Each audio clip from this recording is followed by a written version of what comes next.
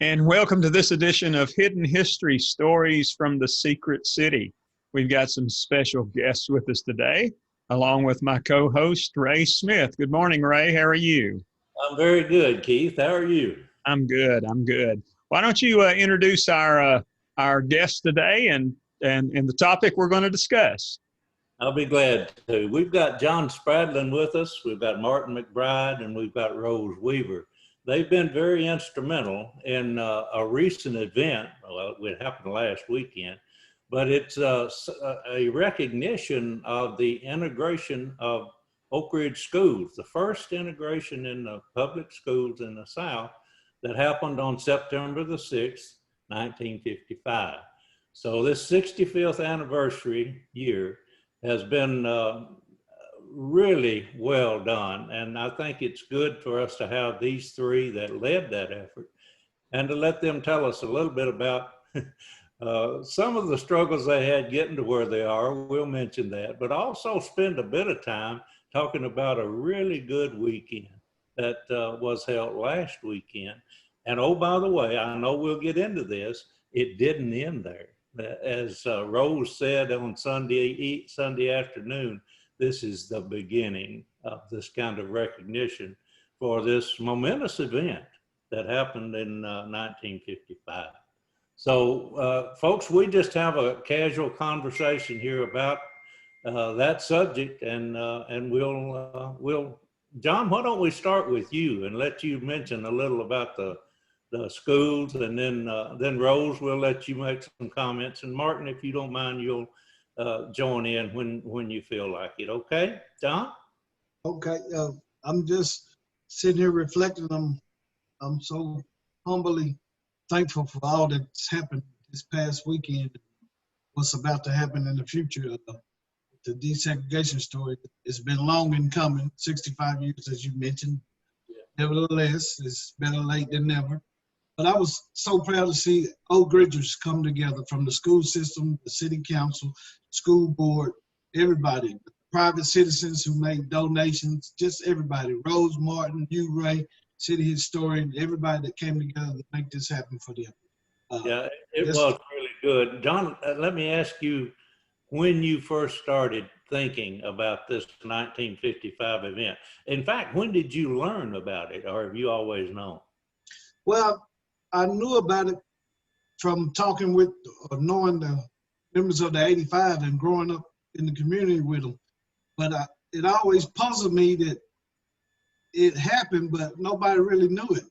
Yeah. And so that kind of bothered me. And so I made it one of my endeavors, life journeys, to try to bring a voice to this and make sure people knew about it. Because I was like, well, where is it? We're not in the book. I'm a social studies teacher, history teacher, and I teach about the Clinton 12, and I teach about the Little Rock 9, but I was looking, I was like, where's Oak Ridge? We not even mentioned. So that kind of bothered me, and so I began on the journey along with the others to try to bring a voice to it, make it happen where people will recognize what happened here and give us our just place and rightful place in history.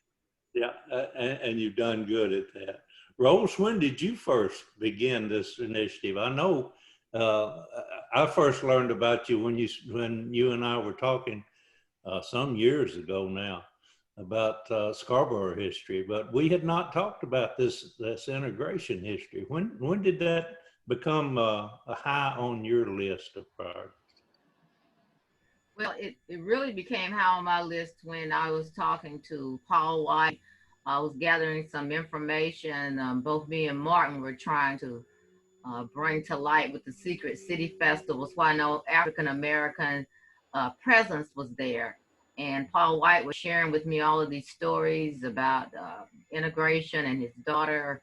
And then I came across some information, but I didn't have all the detailed information until back in 1990. And it just fathomed me that here, this history is right here, and Oak Ridge had not given any type of recognition. I think I was frustrated.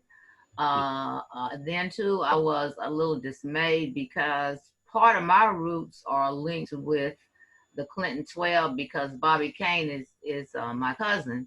But then I found out Clinton did, but then Oak Ridge did in 55. So the information was there. Even a lot of the information was in our public library, but no one brought it to light. And that's what John, Martin, and several others did, is they brought to light that we've got heroes, legends right here walking the streets of the city of Oak Ridge. I think you put it in really good perspective that sometimes we just don't recognize our own. And unfortunately, yes, this is one of the most serious oversights I think that we've had in our secret city history. You had an excellent exhibit. I saw it at the high school, and it was also over on Sunday afternoon and at the Scarborough School location. And you developed other exhibits. That particular one about the integration, you struggled just to learn who the 85 are. Is that right? And trying to identify all of them? Yes, John was so instrumental because many of the people John knew the relatives, yeah. And that makes a difference if you know the relatives, and if you know who the young people are as well. It gives a more relevance to what history is all about. The most baffling thing is that, and I have throughout my house, you can't see behind me, but these heroes sleep with me every night. I want to tell you, because I want to know, they do. I want to know more about them. And it's embarrassing that a lot of the history was part of a research PhD that Dr. Laura Whipple wanted to find out why was the desegregation story not told in Oak Ridge, and she did the research and talked and has in her dissertation a lot of the oral history. I have to give credit for some of the pictures to Dr. Whipple. Laura Whipple, she was a teacher at Jefferson Middle School. She let me use a lot of the information that she had. And then as time went on, if anybody knows Mark McBride, when he has something on his mind, he's gonna keep it going. He kept on asking Rose, why does no one know about this? And then people began to challenge me and Martin to say, no, that's not true, that didn't happen. But then it's good when you have documentation, like you have the Southern News, who carried the information and the history behind it. So when we began to do the research, Martin and I, and we found out that this is true, we said, we gotta recognize these persons. And we were able to identify. We know we don't have them all. That's why we're trying to have activities and bring to light so relatives will feel more comfortable with sharing their artifacts and their information about these students. We think maybe about, I don't know, maybe 35% of them might still be living. We don't know. So if they are, we want them to be recognized, not 5 or 6 years down the road. We want them to be recognized this year and next year. Yeah. Oh, I think that's good. You've done an excellent job of coming this far, and I have no doubt that you will continue. We mentioned Martin, so Martin, let's give you an opportunity to chime in here and tell us about your involvement.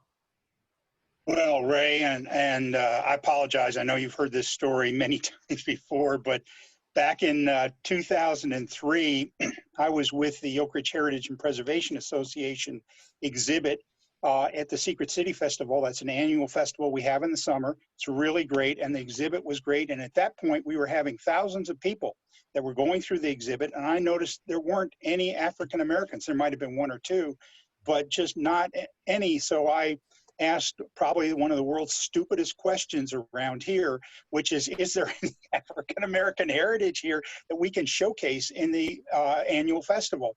And I asked it of Rose's late brother, who was a friend, Terry Weaver, And Terry, I'll never forget Terry's face lighting up, and as he started telling me these fantastic stories about Scarborough and the people over there, and stories that people just hadn't heard before.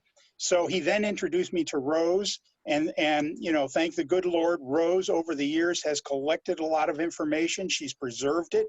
And as you know, as a historian, and Keith knows too, I mean, if somebody doesn't preserve this history, at least until somebody can write it down, you're lost. And so, I mean, thanks to Rose's great work, I got onto that. And the very next year, we had the very first African American Heritage exhibit at a Secret City Festival. And Ray and Keith, I tell you, it was so much fun. The place was packed with people. I got to hear all of these great stories, and all that did was just increase my determination that somehow we were going to try to keep the ball rolling. And at that point, really, I think right around that time is when I first heard the inkling of this first school desegregation. But I didn't see any place that it was documented or researched or whatever. It was more of an understanding and word of mouth at that point. So over the years, then we've tried to do our best to begin to document that. And it all came together this year. And John, I didn't have the privilege of working with him back then, but through the anniversary, I got to meet John, and he has done so much for the community and to preserve this also. It's just been a wonderful experience. And everybody, I think I can say this, all the people on our committee, everybody who participated, I think we all had a lot of fun. And it was, we were able to honor these great people who showed such heroism and such dedication to our nation, really. I mean, they changed the course of public education throughout the Southeast. They were the very first. There was nobody in the Southeast that they could turn to for an example.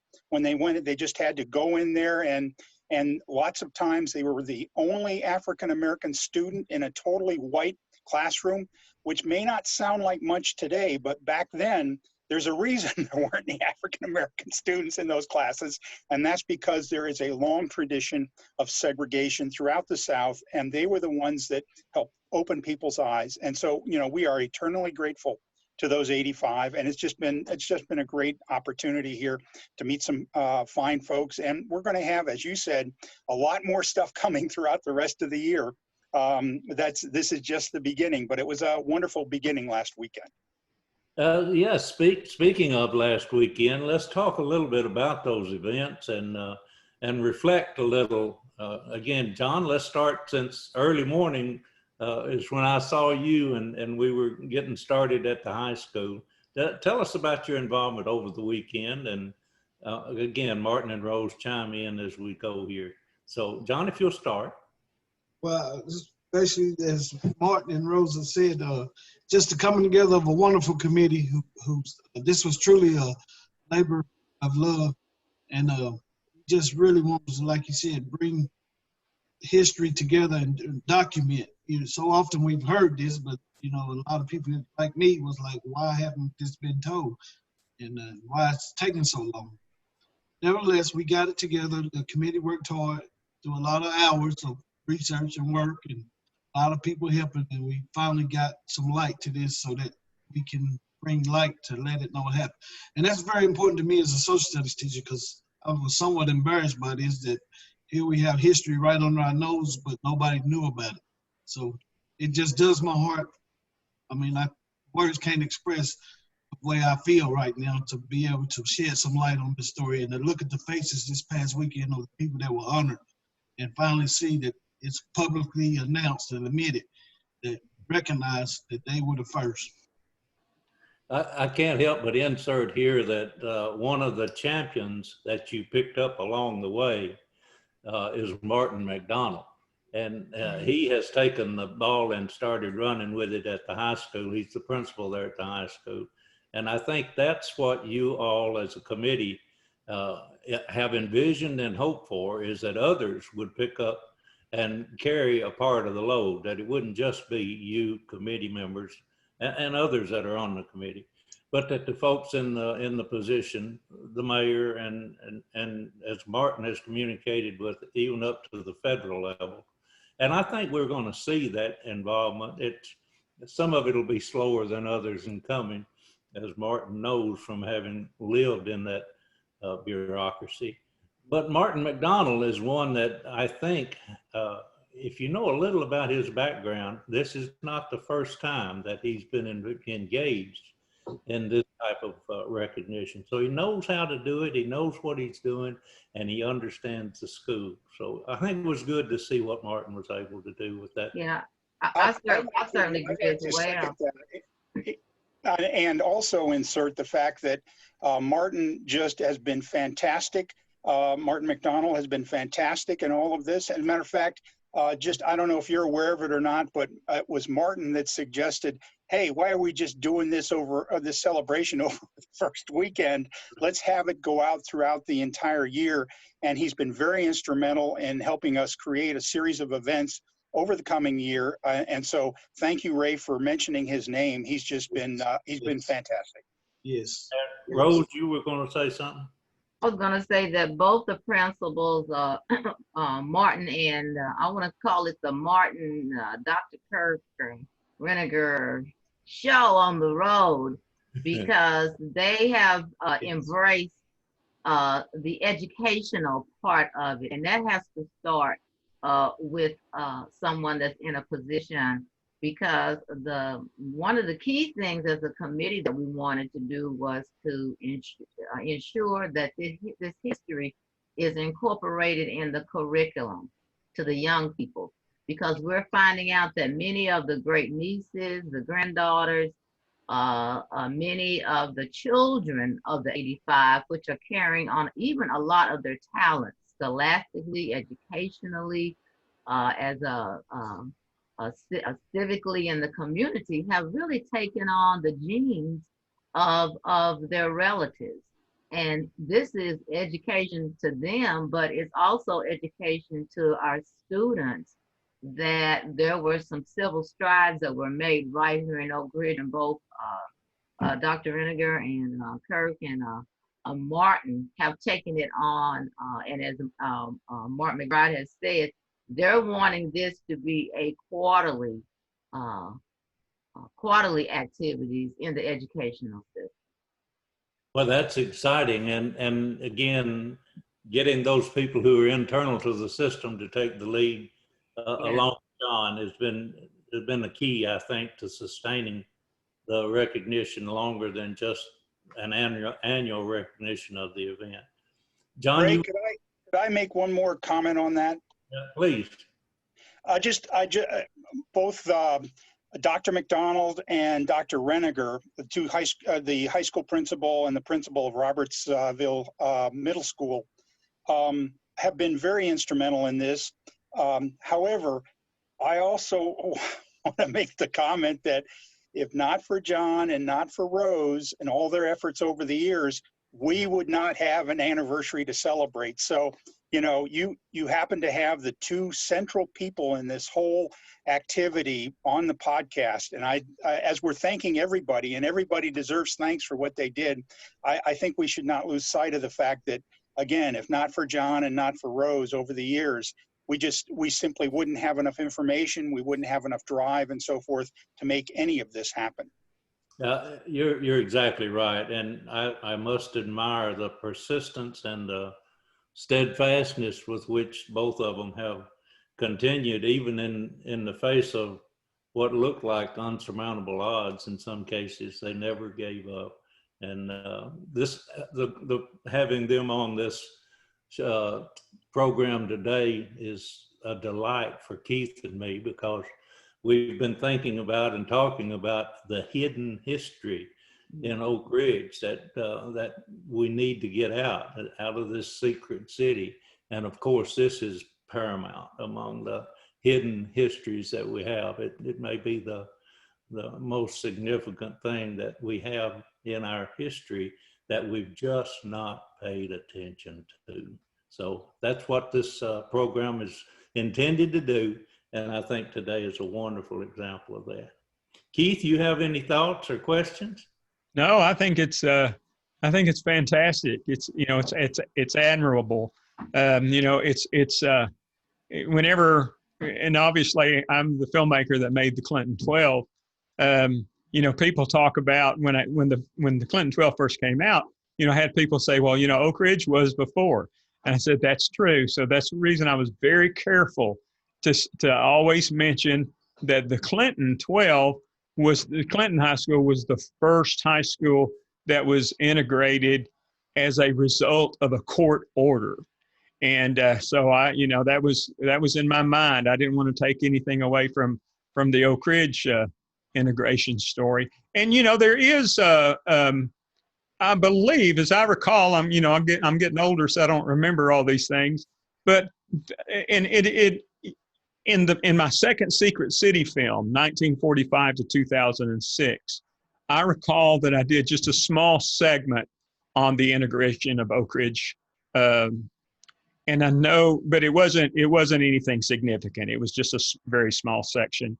And then I had the honor in doing the Center for Oak Ridge Oral History interviews over the years, where I interviewed a number of people that were instrumental in the integration and the desegregation efforts in Oak Ridge. Not necessarily in the school. I remember Elizabeth Peel, for example. I know she was very active, and she's told some great stories. So we do have a few things out there, but nothing quite comprehensive as you folks have done. You're absolutely right. It's been a long time coming, and it's and this is a part of Oak Ridge history that definitely and absolutely needs to be told. So I applaud all of you for the efforts and the work that you've done. The discussion about it being a public school or not, Rose mentioned the resistance that she met at some point about whether or not it was really could be considered. And Martin and I have talked about this a number of times.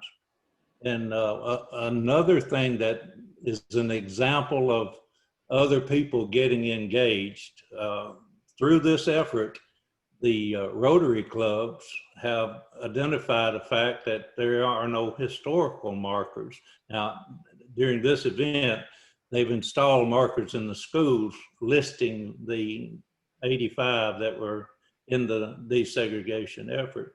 But there's no historical markers from the Tennessee Historical Commission.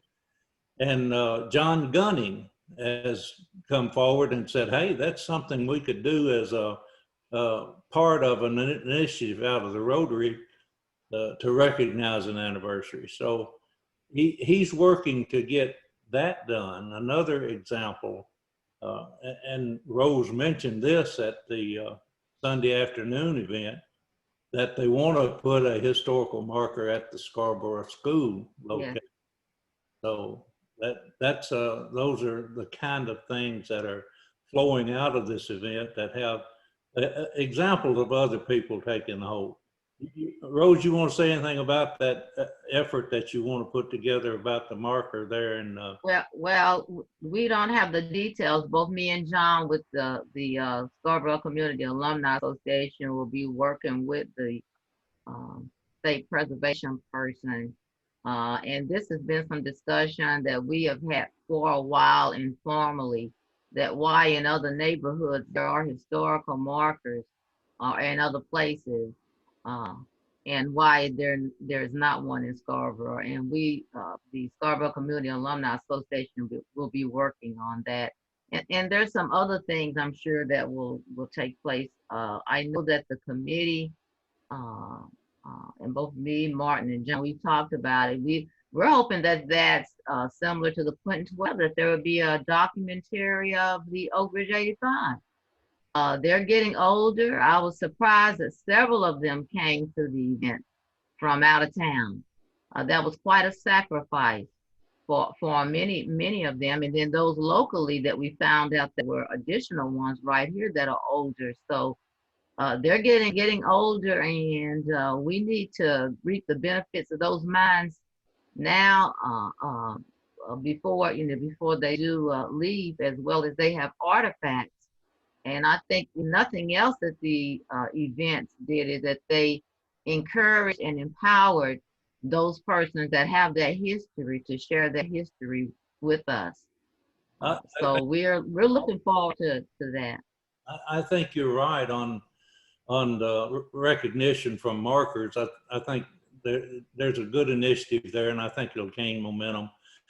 The other thing you mentioned is the importance of a documentary film, and I agree with you. That would be something that would be excellent to do, and I'm sure we can work on that and possibly come away with something. We do have a filmmaker on here, you know, that does those sorts of things.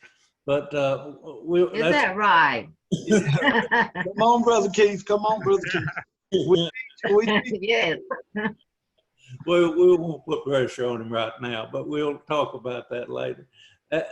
There's another aspect you talked about. These people are getting older, as we all are, Keith, but oral histories are an excellent way. And of course, that's what Keith drew on to make those documentary films. A lot was oral history. Not as much Clinton 12 as he did from Secret City and the war years and the 45 to 2006. But that oral history situation is a little different now. We were funded by the Department of Energy for a number of years. That's what Keith was talking about there. He did a bulk of those interviews for several years. We have over 800 online oral histories. And I know, Rose, you've drawn from some of them to get some of this history. But we do have a mechanism at the K-25 History Center that we're trying to see if we can get oral histories a little different way. Just to walk in a room and sit down and talk to a video screen and capture, at least capture the essence of the oral histories. And I would encourage, I'm hoping that museum's going to be open again within a matter of weeks. We're talking right now about trying to get the American Museum of Science and Energy and the K-25 History Center opened, and I think we're making some progress.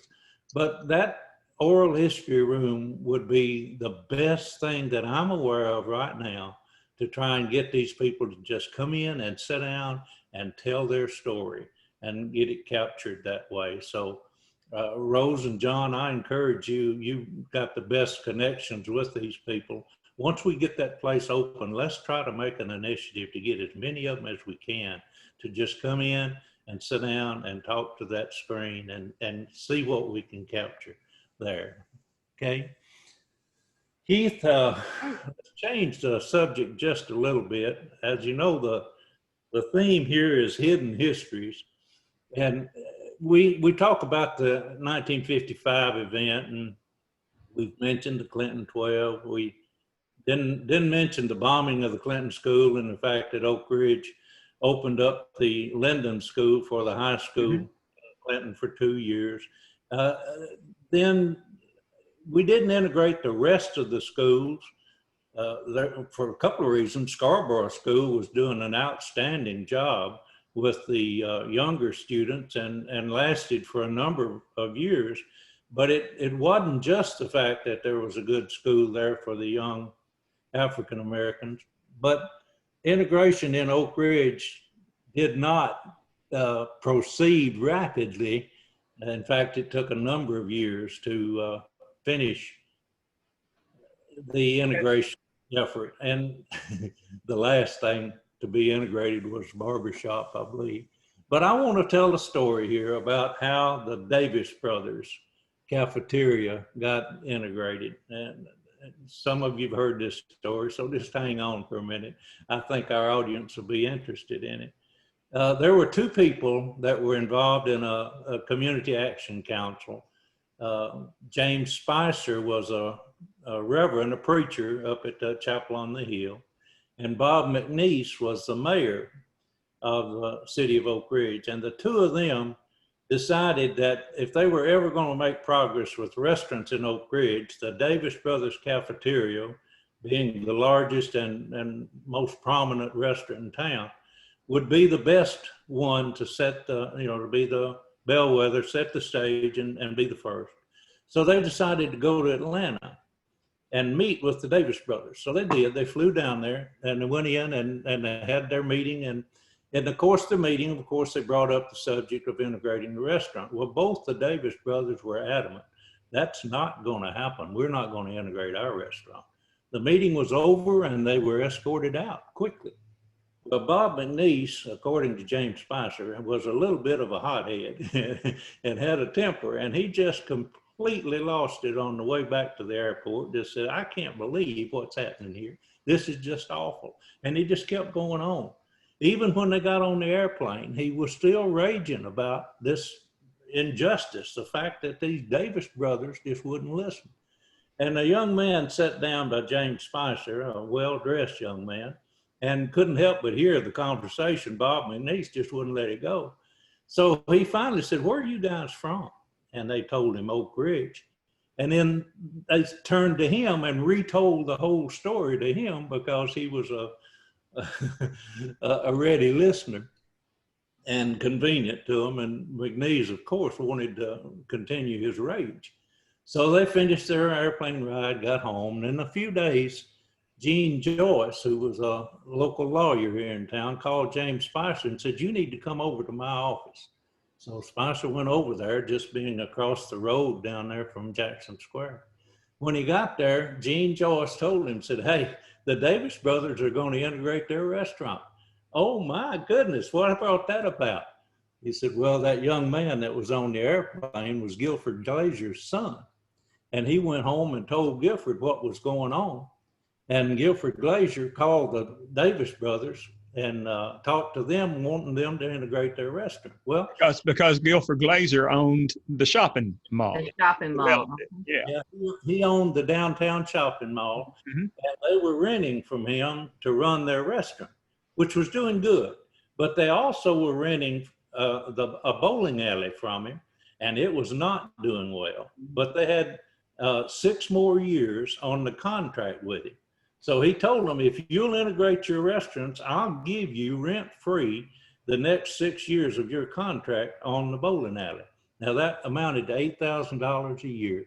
So that was $48,000 that he offered to the Davis brothers. Now the Davis brothers were not only owned a restaurant in Oak Ridge, they had several restaurants across the South. And they also were the chair of the Southern Restaurant Association. So not only did they integrate their cafeteria in Oak Ridge, they integrated all of their restaurants, and they led the way through that association to get integration across the South.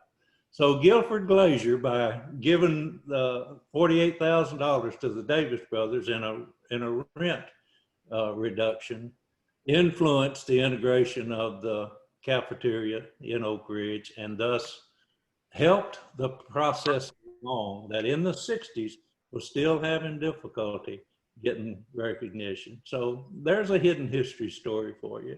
Yeah, it is. I think the story is so well told, and it has some perspective in so many ways because of what Oak Ridge did in 1955. The other cities and other states were looking to see how successful we could be in integrated, which influenced integration across the nation, across the South. If you look at Southern news and you see all of the different areas that we're watching to see how a government town like us could integrate. And then the other perspective I see is that if Oak Ridge can embrace and acknowledge these students, that brave students that integrated, it can be an influence to other places that have desegregated, where they can have programs and activities and set education and preservation. So we can really be a city that could bring about a lot of economic development as well, because the story that we're trying to tell is a story that the nation doesn't know about. So there can be several benefits for what we're trying to do, as you indicated, what Davis brothers did back in the day. Also, as a connection to that Davis brothers story, my dad and L.C. Gibson and EVD's Copeland tour to 85, they worked at Davis brothers today. So, and gathering these stories and learning the history of Oak Ridge, I picked up on that history. You know, my dad and several other 85 members that actually worked at Davis Brothers. Well, that's interesting you say that, and I appreciate it. I'll talk to Larry about his experience there. Larry Gibson's been a really good resource for me. Oh, yeah. And in our historically speaking column, we wrote the story of the professional baseball team, the Bombers, that was here in Oak Ridge, African American team. And Larry, he, as Rose indicated, if you know somebody who actually was involved or engaged, they can open doors for you. And he did that. He opened the doors for all of that series. Everyone I interviewed, it was because Larry made the connection for me. And of course, we had him and Pat Postma were interviewed by local television. Oh, I don't know, it's been a year or so ago now, but they talked about this integration of Oak Ridge schools. You know, Pat's dad was a principal at that time, and they actually had a cross burned in their yard. So, you know, we don't even think about some of those kinds of things that they had to do back then. But we, and of course, even the 85. And I think it's an interesting thing. Martin McDonald has started calling them the Scarborough 85, and Martin McBride, I believe we've been calling them the Oak Ridge 85. I don't know which one of those we're going to settle on, but either one or both is fine. I think as we move along, as we're talking about it, it doesn't really matter what we call it. Yeah. Actually, Ray, I think we ought to call them both because Scarborough and Oak Ridge 85 so intertwined together. The histories are so intertwined that it's hard to separate the two. So I'm amen to that. Calling them both. Amen to that. I think that makes. And it's sort of a connection to the community too, because I think another aspect of the story is that people need to understand the growth and development that was taking place in the Scarborough community during the 1950s, and it's remarkable that several of those students, such as L.C. Gibson, can sit outside their house. They can tell you where their teachers live. They can tell you the students, where some of the students live, and they can tell you where they lived before they first, when they first came to Oak Ridge. So I agree with John. We can call it the Scarborough 85, but it's so significantly linked to the city of Oak Ridge. Yeah, definitely. Yeah. All right. Ray, you have any other comments? No, I think we've had a good program here. I really appreciate John and Martin and Rose for coming, and I don't think we have to tell anyone that we've got some enthusiastic people here that are excited about what has been accomplished, but even more excited, I believe, about this being the beginning of what can be accomplished. And as Rose mentioned, the potential for influence in other areas is great, and we're glad that Oak Ridge can take the lead in that. Absolutely, absolutely. Well, thank you all so much for being with us today and for taking time. Can I mention one other thing? In honor of the Scarborough 85, we have started the Scarborough Alumni Association has started a scholarship endowment fund in honor to keep their legacy alive. So if you could please share that with people, they could get in contact with us and learn more about the efforts to keep their legacy alive through a scholarship endowment in their name in honor of them. Absolutely, absolutely. Certainly will.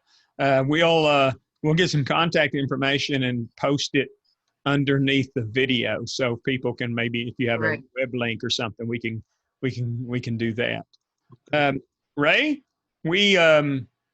our next one that we're going to do is going to be a little bit different, isn't it? Keith, Halloween's coming up. So that's right. We're going to focus with Mike Stello. We had Mike on here, you remember, back when our first program, we included Mike Stello. Well, we've been talking to him, and he wants to come on and talk to us about ghosts and UFOs and what kind of time is it Halloween would be a good time for us to have that discussion. Right. And I know you've had some, you made a video that I wondered about when I saw it, but it was funny. I'll have to admit you did a good job. It was. Maybe I can pull a clip from that and we can show some of that. This was a project, it was a mockumentary, which is a fake documentary. And it was done by a group of students at Pellissippi, video production students. And it was about UFOs in Oak Ridge, because there are some documents that identify UFOs in Oak Ridge. I basically played myself as a documentary filmmaker, but they had actors who played like scientists and other folks, and it was all made up, of course. But the things that I talked about in the documentary actually came from those documents that we have that talk about UFO sightings in Oak Ridge. So anyway, we'll get that. We'll get that going, and next time with Mike Stella, we'll do that show. Yeah, we'll have we'll do that. We'll have some real hidden history. Absolutely. Absolutely. But before we leave, let me again thank these three, John, Martin, and Rose. You all have done a tremendous job, and we, Keith and I, wanted to have you on just because we want to be a part of what you're doing and help in any way that we can. And this program will help, I believe, let people know what you all have shared with them today. So we really do appreciate you taking the time and coming on the program. And you're doing important work. Please know that. Absolutely. Absolutely. Thank you all so much. And folks, till next time, thanks for watching. Thank you for having us. Thank you. Thank you.